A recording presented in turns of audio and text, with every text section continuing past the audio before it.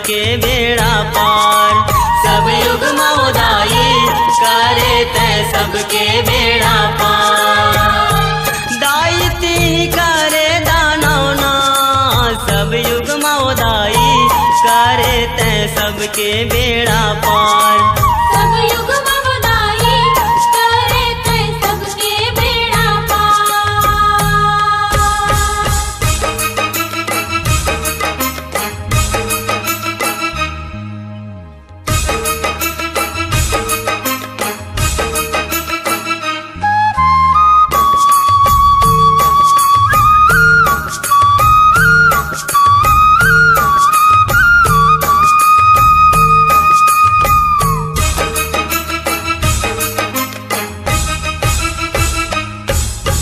सतयुग माँ सती रूप मदाई शिव के प्यारी कहाई। शिव के प्यारी कहाई उदाई शिव के प्यारी कहाई। भस्मासुर के नाश करा के भस्मासुर के नाश करा के जगला तैहा बचाए वो सब युग मोदाई करे तै सबके बेड़ा पार।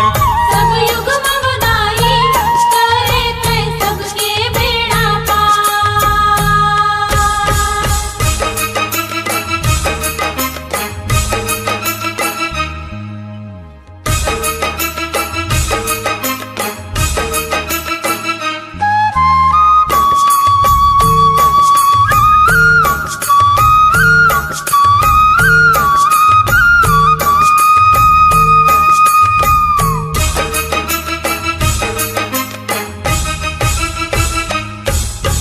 त्रेता युग माँ सिया जानकी रामचंद्र के नारी। रामचंद्र के नारी उदाई रामचंद्र के नारी। रावण दल के नाश करा के रावण दल के नाश करा के जगला तैहा उबारे वो सब युग मोदाई करे तै सबके बेड़ा पार। सब युग मोदाई करे तै सबके बेड़ा पार।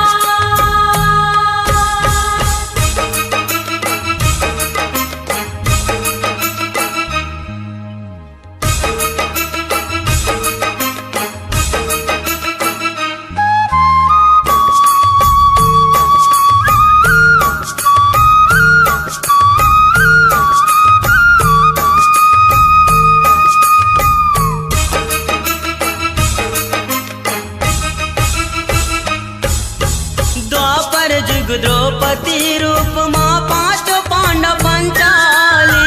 पांच पांडव पंचाली उदाई पांच पांडव पंचाली।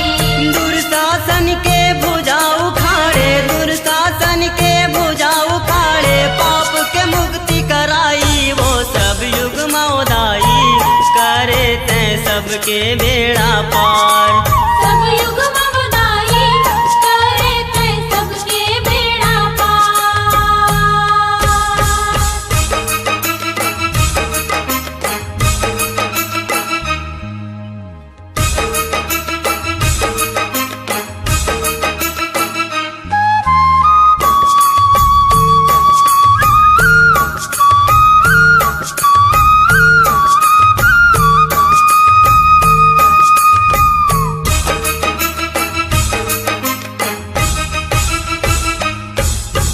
कलयुग माँ कंकाली काल तै हाथ में खप्पर धारी।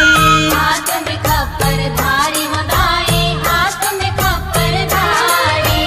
पापिल मारे धर्मी उबारे पापिल मारे धर्मी उबारे पूना राम लतारे वो सब युग मोदाई करे तै सबके बेड़ा पार।